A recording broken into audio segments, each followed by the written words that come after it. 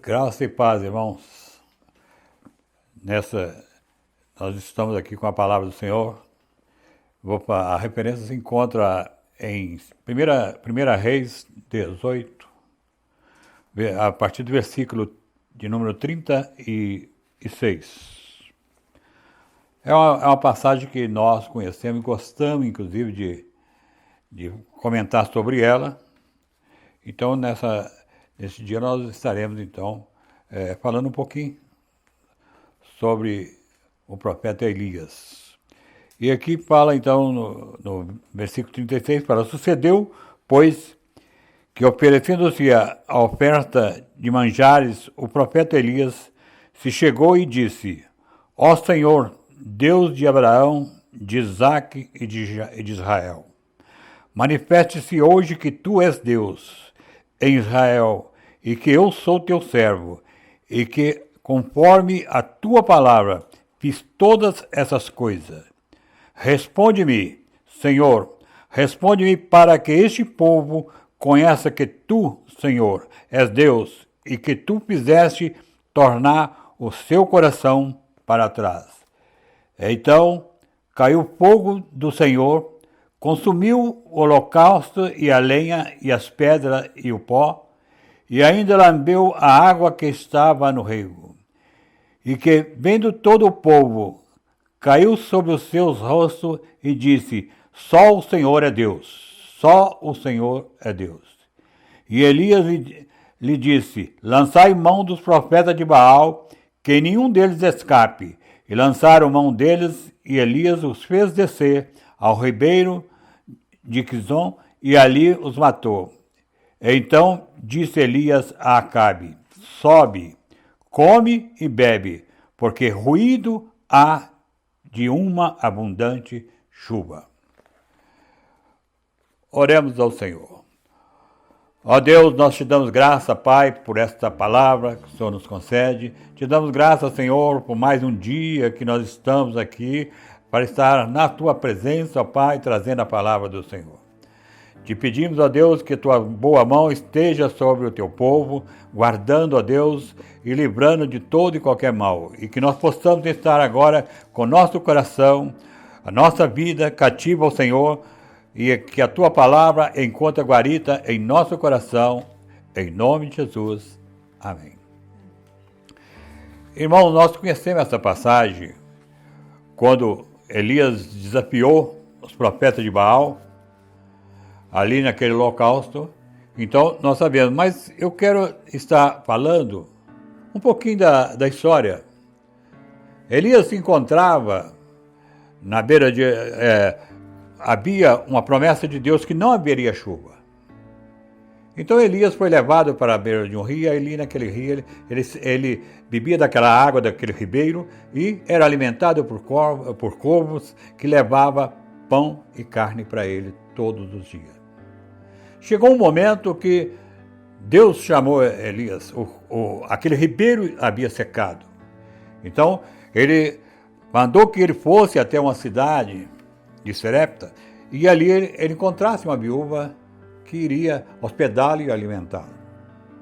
Então nós conhecemos também essa passagem, que ali houve o encontro de Elias com aquela mulher que estava procurando uma lenha para poder fazer um fogo e fazer o alimento para ela e seu filho.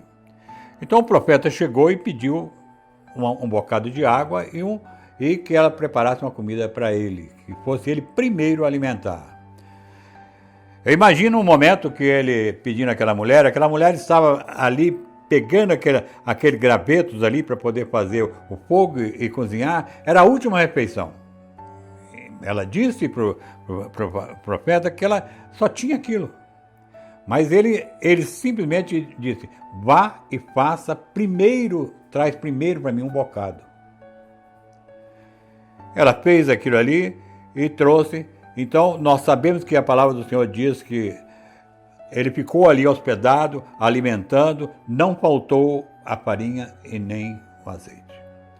É a provisão de Deus que acontece em nossas vidas quando nós realmente colocamos a nossa vida na presença do Senhor e sabemos que realmente Ele tem sempre o melhor para nós.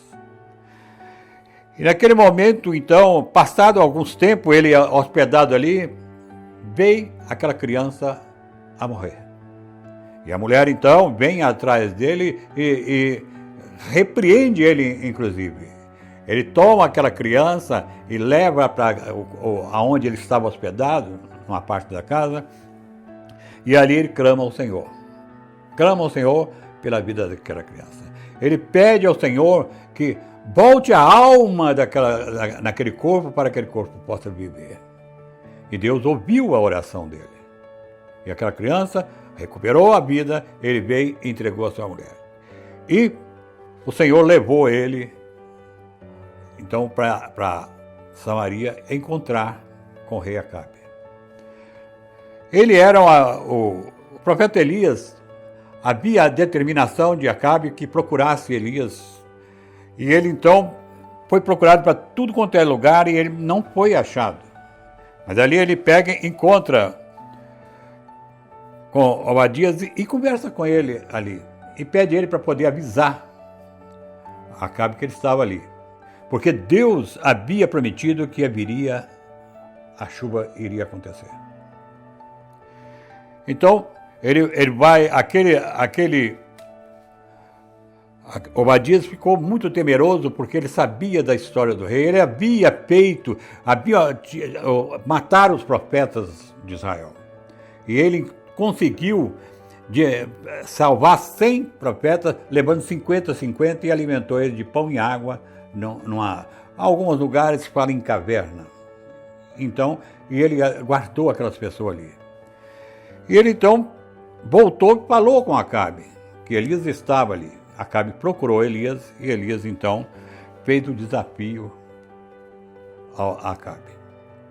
Que ele reunisse os seus profetas, reunisse ali no Monte Carmelo e ali ele mostraria quem era Deus.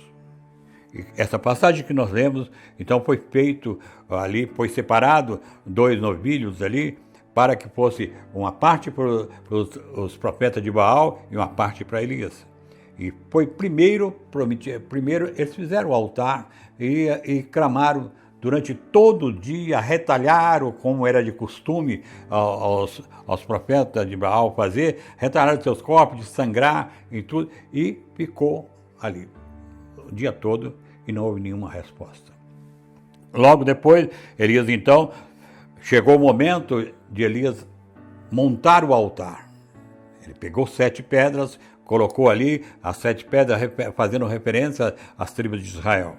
Ele colocou aquelas pedras, pegou a lenha, colocou, dividiu aquele cordeiro ali e colocou sobre a madeira. Pediu aos moços que trouxesse um cântaro de água e derramasse sobre aquele ali. E não foi só uma vez, foram 3 vezes. De a água ficar pelo ribeiro, e ele então clamou o Senhor.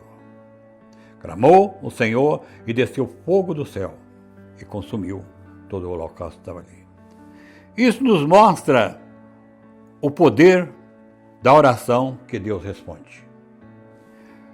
Quando nós estamos vivendo em meios a calamidade, problemas, medo, desespero, toda a humanidade vive uma tensão. A oração, que é muito ensinada, que é a chave de tudo. Parece que foi mudado. O segredo da porta que não abre mais, mas hoje quero falar sobre a oração que Deus responde.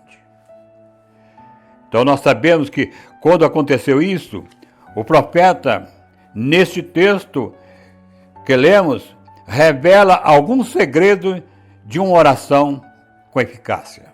O primeiro, Elias fez uma oferta. Lá no versículo 36, na parte A, ele faz uma oferta. Não se faz uma oferta sem propósito. Havia uma proposta do profeta, havia um propósito ali para que ele pusesse esta oração. Elias, o segundo ponto, Elias exaltou o Senhor e reconheceu o seu poder. Lá no mesmo versículo 36, na parte B, ele fala: ó Senhor, Deus de Abraão, Isaque e Israel.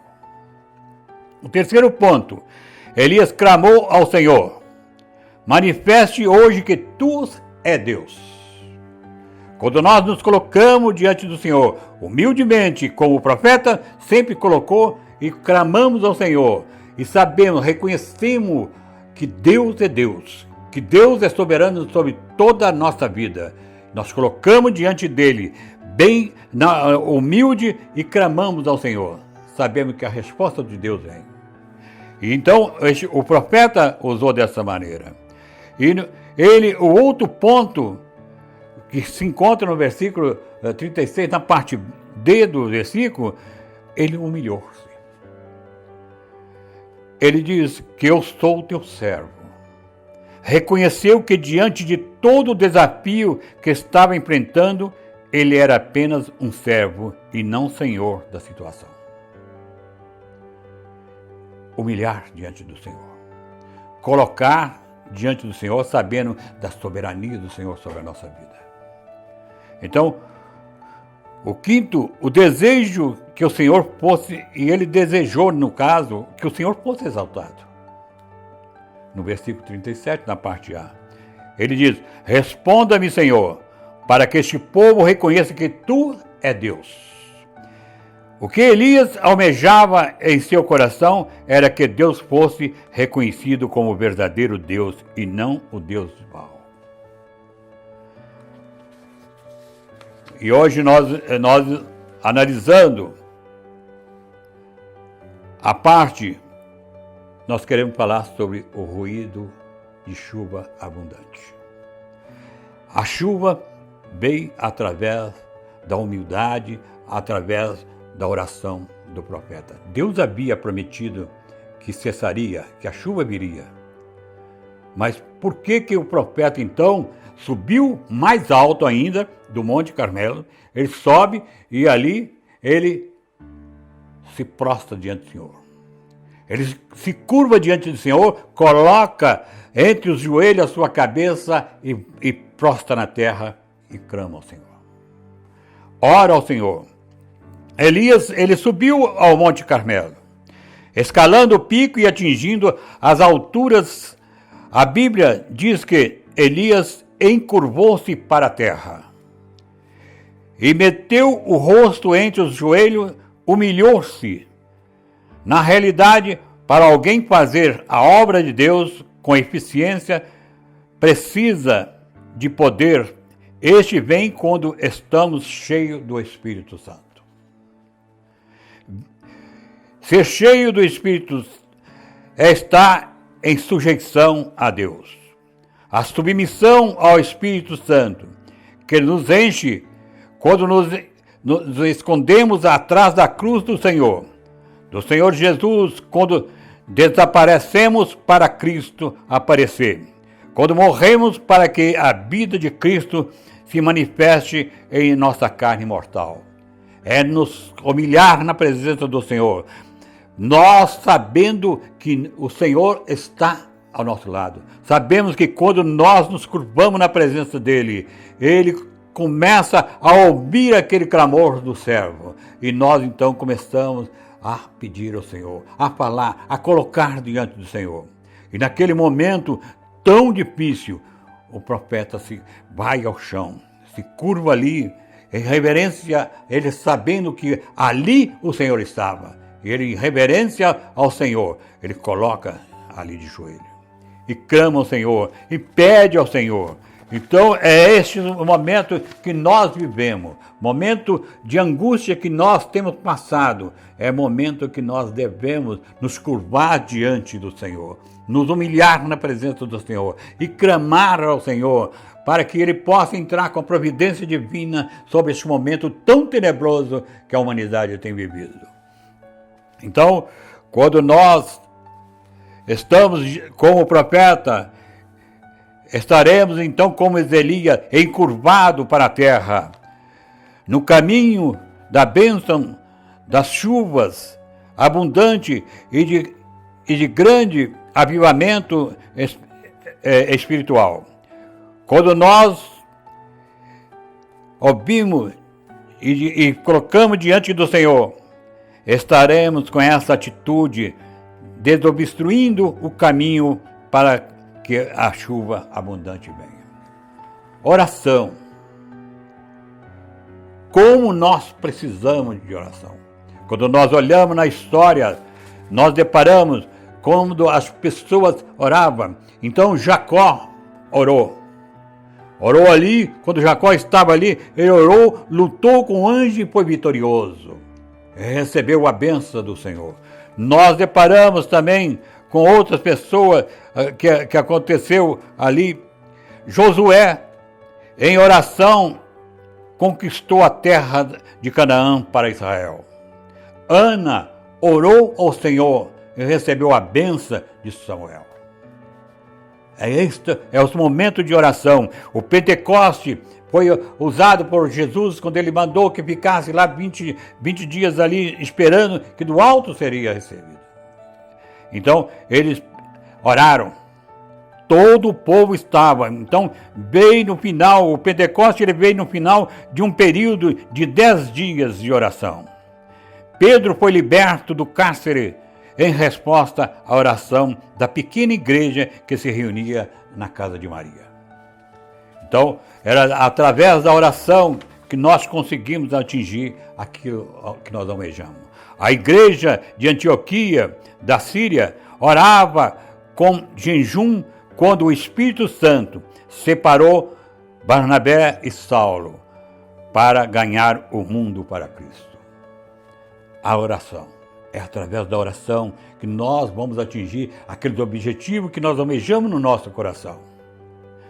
O avivamento que sacudiu o mundo do século XVII, ele veio porque os moravianos oraram. A Inglaterra do século XVIII foi visitada pelo poder do Espírito Santo, porque John Wesley e seus companheiros oraram e oraram noite de oração, de agonia diante de Deus. O sermão que Jonathan Edwards pregou, chamado O Pecador nas Mãos de um Deus Irado, levou à salvação 500 pessoas, porque a igreja de Edwards passou a noite em oração. Finney ganhou centenas de milhares de almas para Jesus, porque oraram. Sem oração, não pode haver avivamento. As torrentes do Senhor inundaram Israel, porque Elias orava no topo do Carmelo. Perseverar em oração. Se os 20 que esperava a promessa do Pentecoste cessasse antes do tempo, não teria recebido as bênçãos.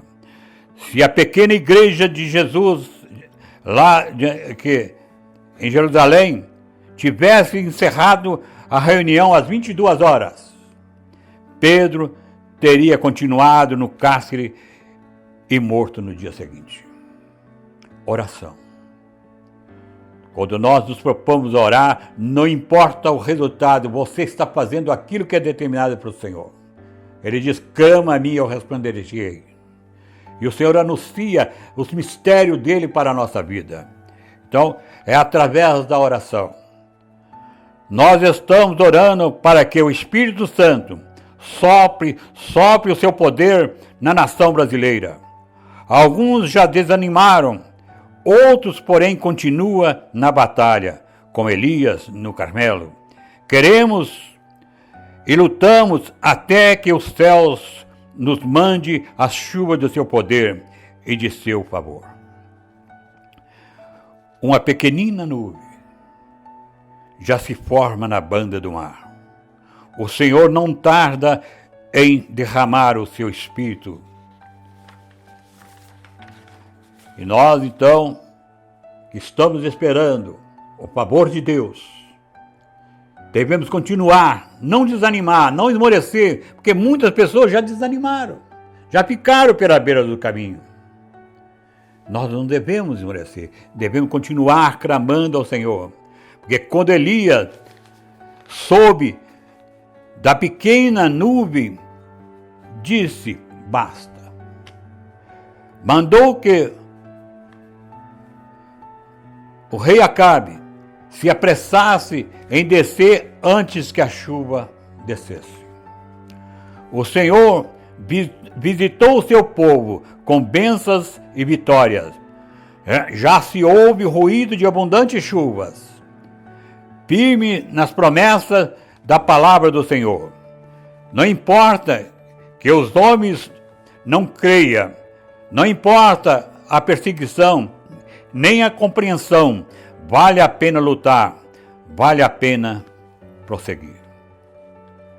A nuvem do Senhor já se forma e logo derramará o seu poder para salvar, para curar, para revestir de poder. Já se ouve o ruído abundante de muita chuva. São chuvas de bênção que estão preparadas para toda a humanidade, principalmente para nós que estamos clamando neste momento ao Senhor, para que venha o alívio, para que venha o livramento para nossas vidas. Então, nós devemos continuar orando ao Senhor. Devemos nos colocar sempre diante de Deus, sabedor que Ele está pronto a derramar as bênçãos em abundância, como a promessa da chuva. Ele prometeu e a chuva veio em abundância. E que essa chuva seja uma chuva, que venha a chuva sobre nós, mas a chuva da promessa, a chuva da restauração, a chuva da transformação, a chuva de bênção, a chuva da cura, porque através do Senhor nós sabemos que a cura virá. Sabemos que Ele pode dar sabedoria aos homens para que eles procurem um antídoto para resolver neste momento, mas sabemos também que vivemos muitas vezes afastados dos convívios familiares, muitas vezes afastados em muitos lugares, aí temeroso com o que tem acontecido, porque são ao nosso redor, perto de nós, está acontecendo muita morte. Muitas pessoas estão sendo internadas próximo da gente. Abrimos o jornal, olhamos o noticiário, são muitas vidas, é todos os dias mostra que morreram várias e várias pessoas. Continuemos a clamar ao Senhor, continuemos a orar ao Senhor, mas oração com humildade como Elias fazia. Elias chegou o momento tão precioso que nessa passagem que nós lemos, logo em seguida, que houve esses momentos aí, o Senhor fala com Elias, que ele procurasse, porque Elias estava falando que só ele que estava, que todo mundo desapareceu, já havia sido perseguido, já havia sido morto, só ele que sobrou. Então, Deus começa a mostrar para ele, fala, para eles ir e ungir 2 reis e Eliseu. Ele então chega, encontra Eliseu e aí começa o ministério de Eliseu. Um homem também cheio do poder de Deus. Um homem que andou e aprendeu a andar com Elias até quando o Senhor, aprove o Senhor, recolher Elias em vida para estar com ele. Imagina o mistério de Deus, a maravilha de Deus, quando carros do céu vêm e recolhem aquele profeta e leva e Eliseu vê ele subindo. Esse é o desejo nosso, de um dia estarmos com o Senhor.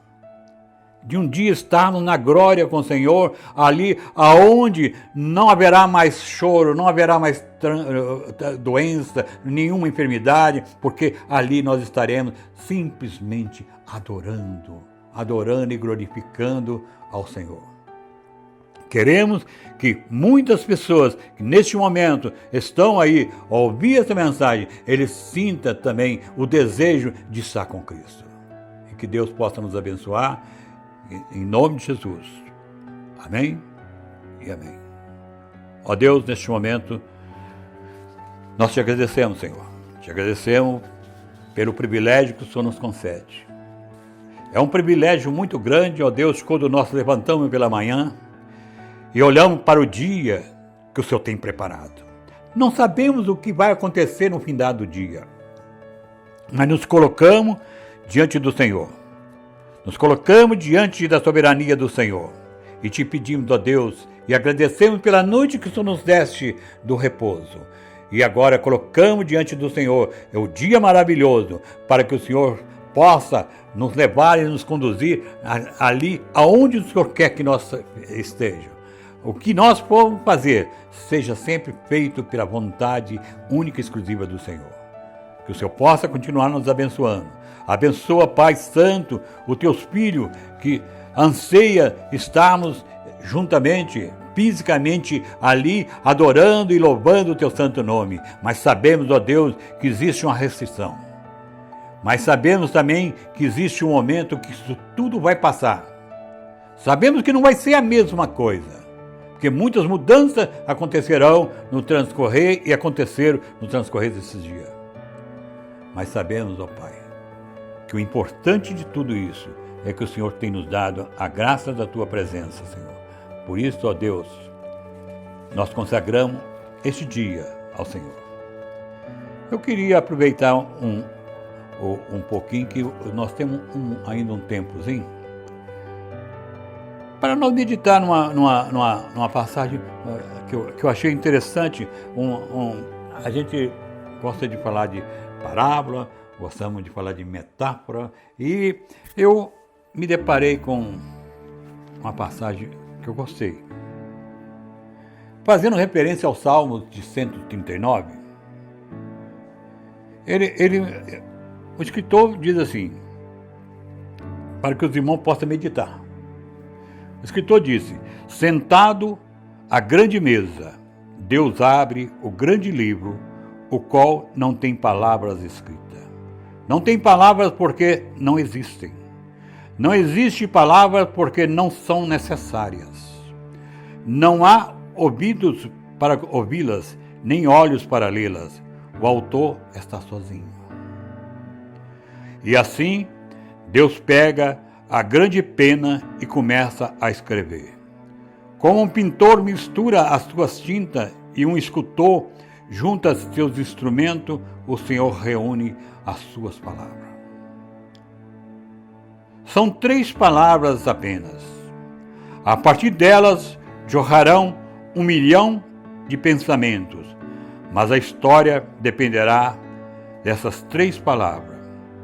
Deus pega a sua pena e escreve a primeira palavra, chamada tempo.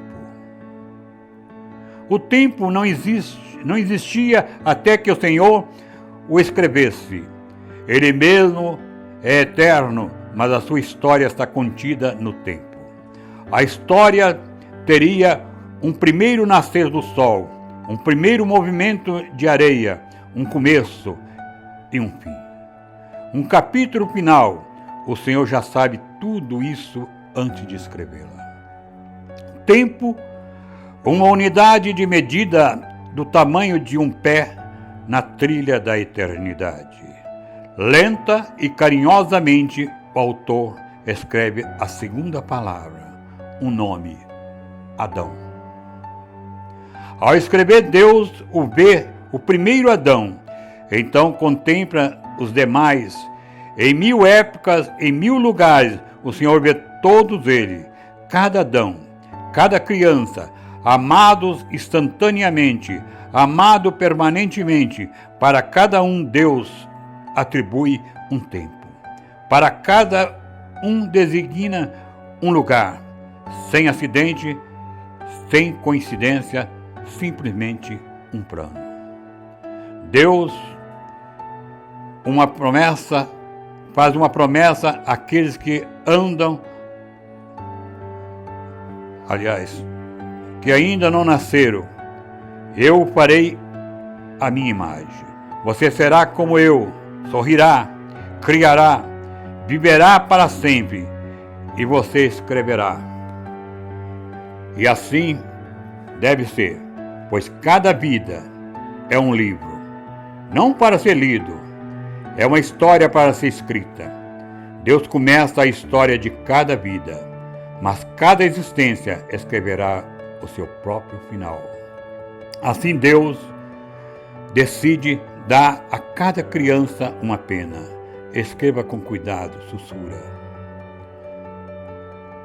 Amorosa E deliberadamente Deus escreve uma terceira palavra já diante da dor. Emanuel. Emanuel, a mais extraordinária mente do universo, imaginou o tempo, o mais inconfiável juiz conferiu uma escolha a Adão, mas foi o amor que deu a Emanuel, o Deus conosco. Deus começou a sua própria história. A palavra tornou-se carne, o verbo também nascera, também seria humano, também teria pés e mãos, teria lágrimas e provações. E o mais importante, também teria uma escolha. Emanuel faria uma escolha nas encruzilhadas da vida e da morte. Deus conhece muito bem a importância desta decisão. Faz uma pausa enquanto escreve a página da sua própria dor. Poderia parar. Até mesmo o Senhor tem uma escolha. Mas como pode um criador não criar? Como pode um escritor não escrever? E como pode o amor não amar?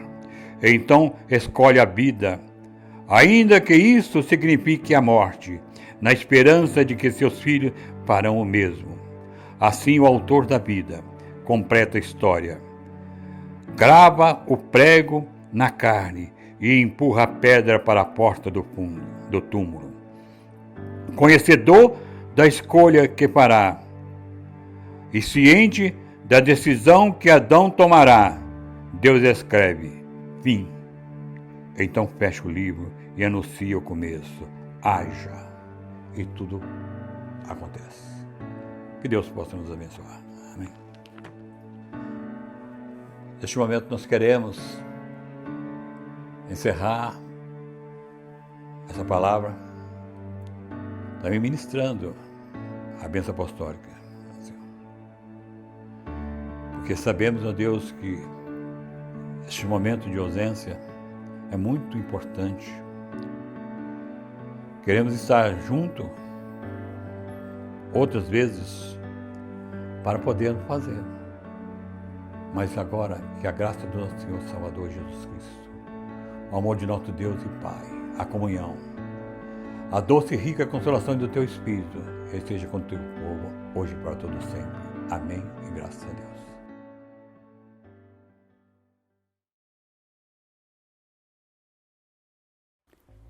Graça e paz, queridas irmãs, estamos com saudades, mas esse é um momento que nós temos essa facilidade também de interagir juntamente com vocês nesse sistema, né, através da internet, né?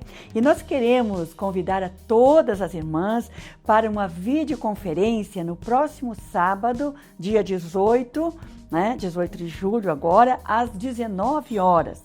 Queremos interagir juntamente com as irmãs num tema que nós já estamos falando sobre ele, que é regando a nossa amiga Flor. Você lembra da sua amiga do ano passado? Né? Nós queremos que você lembre, vamos mandar uma lista dos nomes de todas as amigas para você lembrar, e nós queremos então, além de orar por nossa amiga, interagir com ela, né, dando uma mensagem, enviando algo para edificar a vida dela. Ok? Então contamos com todas vocês. Durante a semana nós vamos mandar um link. Nesse link vai o passo a passo para você saber como vai conseguir participar juntamente conosco. Contamos com todas vocês e cremos que será um momento de muita alegria, um momento muito proveitoso, que o Espírito Santo de Deus venha dirigir, conduzir as nossas vidas e que possamos edificar umas às outras. Um grande abraço, né? Que Deus abençoe cada uma de vocês, dando uma semana de muitas bênçãos. A coleta de alimentos do mês de julho não será feita, mas se você já comprou algum alimento para doar ou se você vai fazer essa doação, você pode entrar em contato com o seu líder ou comigo. Nós iremos até a sua casa buscar essa doação. Da mesma forma, se você precisa de uma doação, entre em contato com o seu líder ou com a gente e a gente vai até a sua casa levar essa doação. A diretoria de nossa igreja disponibilizou uma conta bancária para a contribuição do dízimo e da oferta. Sabemos que nesse momento está difícil para todos nós e para a administração de nossa igreja também. Tendo ciência de que todas as contribuições dos irmãos têm como fim manter as instalações do templo em dia. Hoje não utilizamos as instalações, mas ali é a nossa casa, o lugar de oração, o lugar de comunhão, o lugar de vivermos juntos. E com nossas contribuições continuaremos vivendo o melhor de Deus naquele lugar.